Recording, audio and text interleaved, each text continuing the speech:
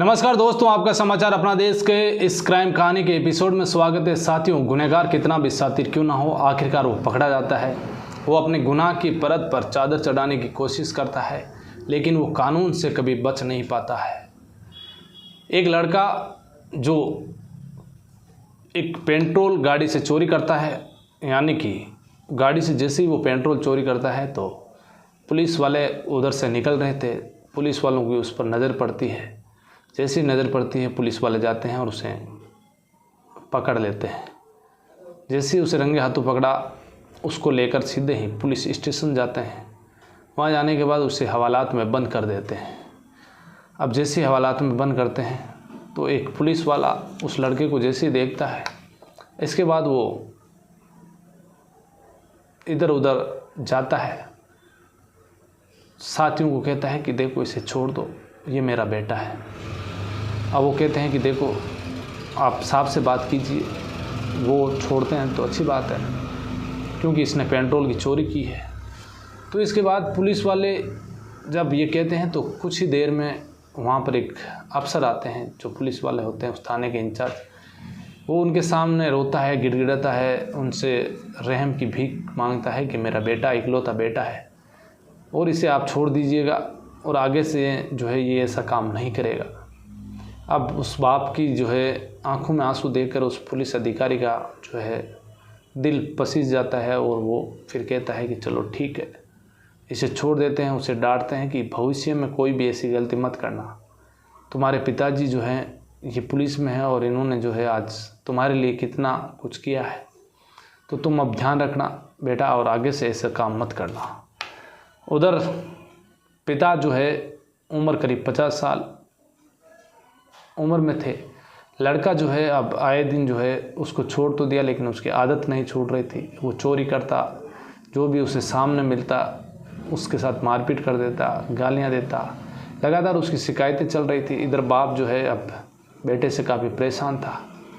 धीरे धीरे वो बीमार भी रहने लगा उसका बाप। और एक रोज़ जब 50 साल की उम्र हुई तो फिर इसके बाद उस व्यक्ति की जो है मौत हो जाती है, जो पुलिस में था। अब जैसे ही उस पुलिस वाले की मौत होती है तो उसका बेटा जो होता है, अब उसके घर पर दुखों का पहाड़ भी टूटा। इकलौता बेटा था, माँ है घर पर, लेकिन अब क्योंकि हमारे यहाँ नियम है भारत में कि जब किसी का बाप ऑन ड्यूटी ख़त्म होता है तो उसके फिर बेटे को जो है आश्रित की नौकरी अनुकंपा नियुक्ति दी जाती है। और उसी के तहत इस लड़के को भी जो अनुकंपा नियुक्ति मिल गई। इस लड़के का नाम था आशीष महेश। अब आशीष महेश पहले तो जो है ऐसी चोरी वगैरह करता था। अब जैसे ही वो पुलिस में भर्ती हुआ, अब उसके पास वर्दी आ गई तो अब ज़्यादा और रौब आ गया। वो अब एक भ्रष्ट पुलिस वाला बन गया। अब कोई भी आपराधिक जो गतिविधि होती थी उसमें वो लूट खसोट करने लग गया, रंगदारी लेने लग गया, पैसे लेने लगा। तो इसके बाद धीरे धीरे जो है वक्त आगे बढ़ता गया और अचानक जो है पुलिस वाले जो हैं के पास उसके लगातार उच्च अधिकारियों के पास शिकायतें जा रही थी। कहीं कोई मामला होता था उसका नाम आता, बड़े अधिकारियों का वो कहना नहीं मानता। अब ये बात थी तो इसके बाद फिर उसे जो है शिकायतें प्रशासन शासन तक गई तो उसे फिर नौकरी से बर्खास्त कर दिया जाता है। अब जैसे ही नौकरी से उसे बर्खास्त किया जाता है तो फिर वो तारीख आती है 23 मार्च 2026 की। इसी 23 मार्च 2026 को वो एक थाने में जाता है और थाने में जाकर कहता है कि ये पर्ची लीजिए, देखिए। कुछ पुलिस वाले होते हैं वो फिर जो है उसको देखते नहीं हैं, क्योंकि उसके बारे में पहले से ही पता था कि ये लड़का जो है पुलिस में रहा है, लेकिन इसकी जो है आदत ख़राब थी, इसे नौकरी से बर्खास्त कर दिया गया। तो फिर एक पुलिस ऑफिसर होते हैं, वो आते हैं, जिनका नाम होता है आसिफ शेख। ये जैसे ही पहुंचते हैं वो कहते हैं कि क्या बात है, पूरे थाने को कैसे माथे पर उठा रखा है तुमने। तो वो कहता है कि देखो ये पर्ची है, इसमें नाम है और मैंने जो है एक कत्ल किया है, एक मर्डर किया है, साथ में एक पुलिस वाला और है, उसने भी मर्डर किया है, देखिए। अब जैसे ये बात का पता चलता है तो इसके बाद पुलिस ऑफिसर एक सब इंस्पेक्टर को इसकी जाँच सौंपते हैं। जिनका नाम कृष्णा दराडे। कृष्णा दराडे को कहा जाता है कि तुम पूरी जांच करो और पूरा मामला क्या है। जब ये बात आती है तो इसके बाद जो जांच शुरू होती है और फिर जो पूरी कहानी निकल कर आती है वो इस तरीके से आती है। महाराष्ट्र जो है राज्य और इसी का एक ज़िला चंद्रपुर।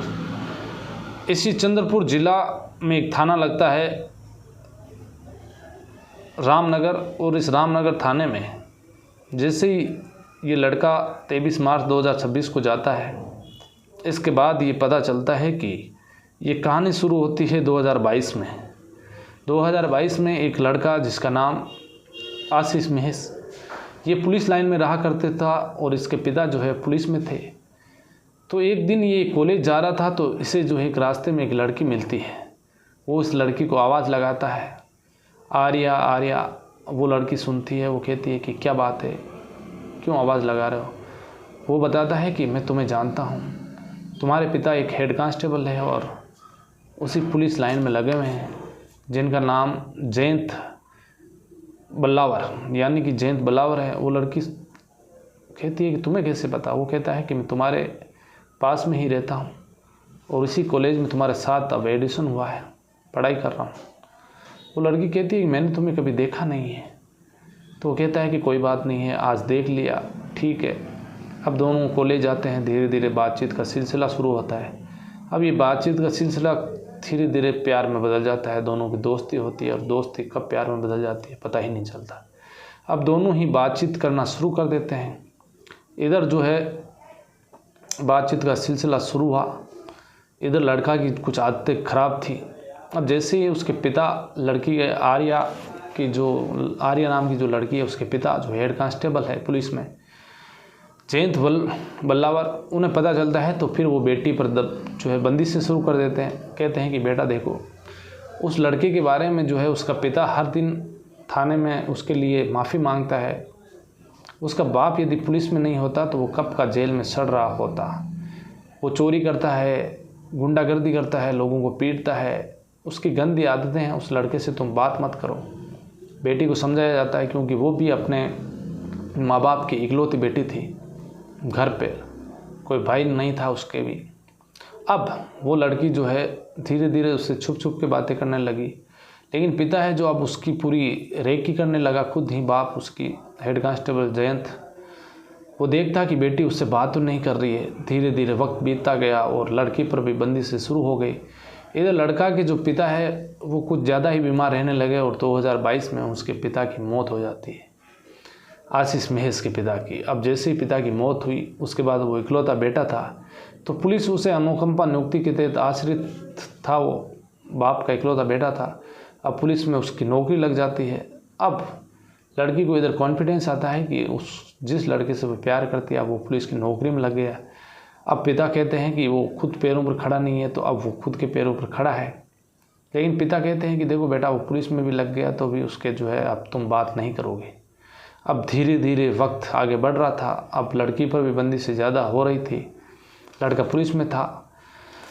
अब वक्त बीतता गया और इधर जो है लड़की ने कहा कि अब ये जो उसका पिता है जयंत बल्लावर, वो कुछ ज़्यादा ही शराब पीने लगे, वो बेटी के साथ मारपीट भी करते। लड़की अब धीरे धीरे परेशान हो गई। उस आशीष में से कहा कि अभी काम करो, मेरे पिता को तुम रास्ते से हटा दो, कुछ ऐसा प्रबंध करो। वो कहता है चलो ठीक है, मैं कुछ प्रयास करता हूँ। वो अपने दोस्त जिसका नाम नवीन होता है उससे कहा जाता है कि तुम जहर की व्यवस्था करो। अब जैसे ही वो जहर की व्यवस्था करता है, इसके बाद वो एक और उसका दोस्त चेतन होता है। उस चेतन को कहता है कि एक शीशी है, उस शीशी को तुम आर्या को दे जाकर देना है। अब वो दोस्त कहता है चलो ठीक है, मैं वो शीशी दे दूँगा। अब इधर लड़की जो होती है वो अपने जो चचेरा भाई होता है उस भाई को कहा जाता है कि तुम जाओ और जाकर उस चेतन से एक शीशी लेकर आ जाना। अब वो पता बता देता है, नाम बता देता है। उस चचेरे भाई जो एक दिव्यांग था, उसे नहीं पता था कि वो क्या करने जा रहा है। उसके जो है बड़े बाप की वो हत्या का जो है कोई सामान लेकर आ रहा है। अब वो जाता है 23 मार्च 2023 को, और जाने के बाद लड़की को जो है उसका चचेरा भाई उस चेतन से वो जहर की शीशी लेकर आ जाता है। अब लाने के बाद घर पर उस लड़की को दे दी जाती है, लड़की घर पर रख लेती है। अब तारीख चुनी उसने फिर 25 अप्रैल 2023। 25 अप्रैल को जो है उसने अपने पिता के लिए खाना बनाया। जैसे ही खाना खाया उसके बाद उसने मिल्क शेक बनाया। मिल्क शेक बनाने के बाद पिता को कहा कि पिताजी ये गर्मी का मौसम है तो आप ये मिल्क शेक पीकर जाइएगा, अच्छा बनाया है। वो लड़की उसमें जहर मिला देती है। जहर की कुछ मात्रा ज़्यादा थी नहीं उस टाइम। वो जहर उस मिल्क शेक में मिलाया। जहर ऐसा था कि उसकी कोई बदबू वगैरह आ नहीं रही थी। जयंत बल्लावर ने वो पूरा मिल्क शेक पिया। इसके बाद वो अपनी ड्यूटी पर चला गया सीधा चंद्रपुर डीएम ऑफिस के वहाँ। अब वो जैसे ही वहाँ पहुँचा कुछ ही देर में इधर उधर टहल रहा था, अचानक वो घस खाकर पड़ा और बेहोश हो गया। लोगों ने देखा कि जयंत जो बल्लावर है पुलिस वाला वो गिर चुका है नीचे ज़मीन पर। लोग उसको उठाते हैं, हाथों हाथ जिला अस्पताल चंद्रपुर लेकर जाते हैं, जहाँ डॉक्टर उसे देखते हैं और उसे मृत घोषित कर देते हैं। अब जैसे ही माँ और बेटी को ये सूचना मिली कि जो है जयंत बल्लावर की मौत हो चुकी है, वो रोती बिलखती अस्पताल पहुंचती है। वहां जाने के बाद उसका पोस्टमार्टम होता है और उसमें अप्राकृतिक तौर से मौत का जिक्र होता है। बेटी कहती है कि ये कुछ दिनों से कुछ ज़्यादा ही शराब पी रहे थे और इस वजह से जो है इनके कुछ हो गया है। रोती है बिलखती है। पुलिस वाले उस बेटी के स्टेटमेंट पर मुकदमा दर्ज कर लेते हैं कि हो सकता है कि शराब ज़्यादा पीने की वजह से शरीर में कुछ प्रॉब्लम हो गई। अब बेटी घर आ जाती है और फिर धीरे धीरे वक्त बीतता है और फिर इकलौती बेटी होती है तो फिर सरकार उसे भी जो है आश्रित अनुकंपा नियुक्ति जो है पुलिस में दे दी जाती है। अब जैसे दी जाती है, इधर लड़का जो है जनवरी 2026 में बर्खास्त हो चुका था और 25 अप्रैल 2023 को जो है मौत हो चुकी थी। अब वक्त धीरे धीरे बीत रहा था। अब लड़की ट्रेनिंग में चली जाती है और बातचीत का सिलसिला भी शुरू हो रहा है। अब घर पर माँ अकेली रहती थी उस बेटी आर्या की। वो माँ से कहती है कि देखो माँ, अब पिताजी भी नहीं रहे हैं और हम दोनों प्यार करते हैं, वो भी पुलिस में है, मैं भी पुलिस में हूँ। 2025 में दोनों शादी कर लेते हैं। अब जैसे शादी करते हैं दोनों, अब आराम से मिलते थे, कोई दिक्कत थी नहीं। लेकिन लड़के की जो आदत थी वो ख़राब थी, वो एक भ्रष्ट था। पुलिस में रहकर भी वो जो है अपराधियों के साथ मिलना, बैठना, उठना, ये सारे काम करता था और उच्च अधिकारियों को ये बातें जो है पता चल रही थी। अब जैसे शासन तक बातें गई कि जो आशीष महस है उसका करैक्टर सही नहीं है, वो पुलिस में होकर भी अपराधियों के साथ और भ्रष्ट आचरण है उसका, अच्छा व्यवहार नहीं है, अधिकारियों के साथ अच्छा व्यवहार नहीं करता है, जो भी उससे बातचीत करता है उनके साथ अच्छी ट्यूनिंग से बात नहीं करता है। कुल मिलाकर उसकी नेगेटिव जो है रिपोर्ट शासन तक जाती है पुलिस मुख्यालय में और उसे आखिरकार जनवरी 2026 में बर्खास्त कर दिया जाता है। अब बर्खास्त करने के बाद वो अपनी पत्नी जो आर्या होती है उसके साथ आए दिन झगड़ा करना, मारपीट करना, ये सारे काम करने लग जाता है। आर्या भी जो है परेशान हो जाती है और वो कहती है कि अब मैं तुम्हारे साथ नहीं रहूँगी। अब जो है पहले से उसको पता था कि हमने जो है एक मर्डर किया है, तो वो कुछ कागज़ पर जो है नाम लिखता है और इसके बाद जो है 23 मार्च 2026 को वो रामनगर पुलिस स्टेशन जाता है और वहाँ जाने के बाद वो बात बता देता है कि मैंने एक मर्डर किया है, मेरे साथ में जो है आर्या जो पुलिस में है उसने अपने पिता को जहर दिया है, ये लोग थे। अब जैसे ही ये पता चलता है इसके बाद जो अफसर होते हैं सारे महकमे में बात चली जाती है, पुलिस के उच्च अधिकारियों तक बात जाती है। इसके बाद इन लोगों को तो गिरफ्तार कर लिया जाता है, उसे थाने में बिठाया जाता है और फिर जांच जो है एक अधिकारी को दी जाती है।